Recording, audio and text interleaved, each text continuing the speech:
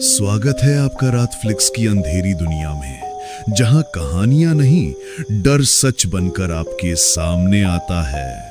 आज की रात तैयार हो जाइए उस हवेली के लिए जहां लाल जोड़ा अब भी खून से भीगा हुआ लहराता है।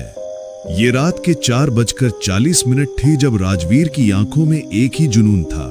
उसकी रिपोर्ट भारत के गांव में दफन भूतिया सच अधूरी थी और सबसे डरावनी कहानी की जड़ थी देवगढ़ नाम का वो रहस्यमय गांव जहां साल 1920 में एक दुल्हन की हत्या हुई थी। उसी की लाल साड़ी आज भी उस हवेली में लहराती दिखती है। उसके दोस्त और फोटो जर्नलिस्ट विक्रम नींद से भरी आंखों के साथ उसके पीछे पीछे चल रहे थे। विक्रम ने बड़बड़ाते हुए कहा, कम से कम चाय तो पी लेने देती। राजवीर ने तुरंत जवाब दिया कि हवेली की फोटो सूरज उगने से पहले लेनी है।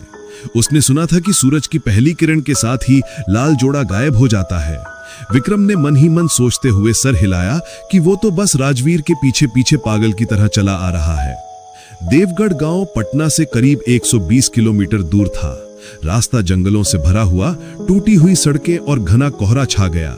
यहां तक कि गूगल मैप ने भी जवाब दे दिया। सुबह 7:10 पर जब वे दोनों गांव पहुंचे तो वो एक अलग ही दुनिया थी। कोई मोबाइल नेटवर्क नहीं, कोई होर्डिंग नहीं, सिर्फ मिट्टी के घर, सन्नाटा और घूरती हुई आंखें। एक बूढ़ा आदमी उन्हें देखता रहा और धीरे से बोला, इन्हें रोको, अभी हवेली सो रही है। राजवीर ने चौंक कर पूछा कि उसका क्या मतलब है। बूढ़ा मुस्कुराया और रहस्यमयी तरीके से कहा, जो शाम तक लौटे वो अपने नहीं रहते, देवी सबकी मां बन जाती है। उन दोनों ने उसकी बातों को अनदेखा किया और आगे बढ़ गए। गांव के एक कोने में वो पुरानी हवेली थी, बिल्कुल वीरान, बड़ी बड़ी दीवारें जिन पर सीलन और काई जमी थी। जंग लगा गेट और टूटा हुआ झूमर बाहर ही जमीन पर गिरा हुआ था। विक्रम ने धीरे से कहा कि ये जगह तो जिंदा लगती है। राजवीर की आंखों में चमक थी।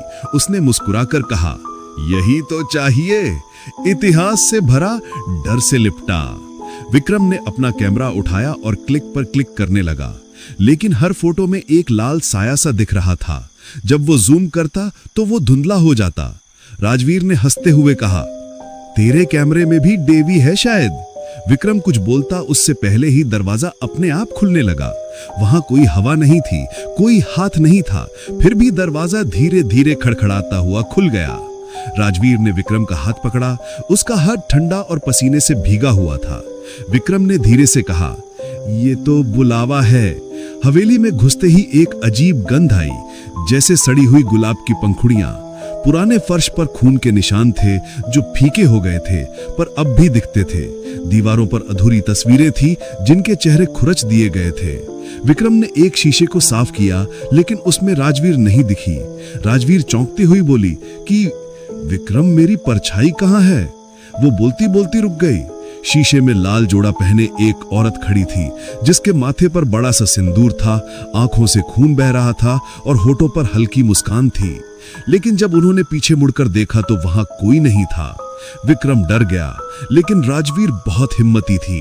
वो विक्रम से बोली, चलो यार, तुम फालतू में डर रहे हो। राजवीर की बात सुनकर दोनों हवेली में घूमने लगे और अलग अलग चीजें देखने लगे। राजवीर को एक पुरानी संदूक दिखी, जिसके अंदर एक पुरानी डायरी थी। उसके पन्ने पीले थे और खून से सने पहले पन्ने पर लिखा था, मैं देवी हूं, मैंने फेरे लिए बिना ही विदा ली, अब मैं सबकी विदाई बनूंगी। ये देखकर राजवीर की उंगलियां कांप गई। विक्रम ने धीरे से डरते हुए कहा, हम यहां से चलते हैं। लेकिन राजवीर ने कहा, नहीं, अब बहुत देर हो चुकी है। हवेली ने हमें अंदर आने दिया है, अब ये वही तय करेगी कि हम कब जाएंगे। दोपहर के 12 बजे हवेली की पुरानी घड़ी, जो वर्षों से बंद थी, खुद ब खुद चलने लगी और फिर अचानक एक चीख सुनाई दी, बहुत ऊंची, बहुत दर्दनाक, किसी दुल्हन की, किसी जली हुई आत्मा की। राजवीर ने कांपते हुए विक्रम की तरफ देखा। उसने कहा, विक्रम, हम किसी कहानी के किरदार नहीं हैं, हम खुद कहानी बन रहे हैं।